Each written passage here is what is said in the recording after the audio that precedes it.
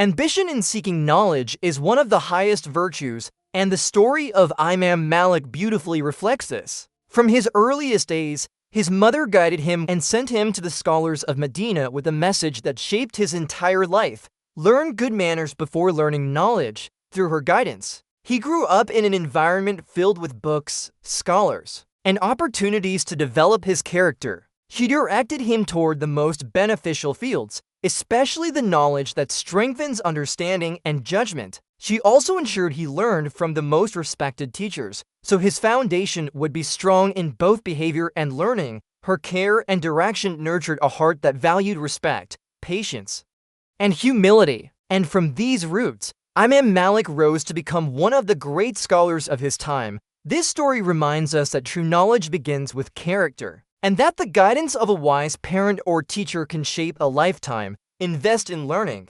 Guide with wisdom. The seeds planted today will grow into lasting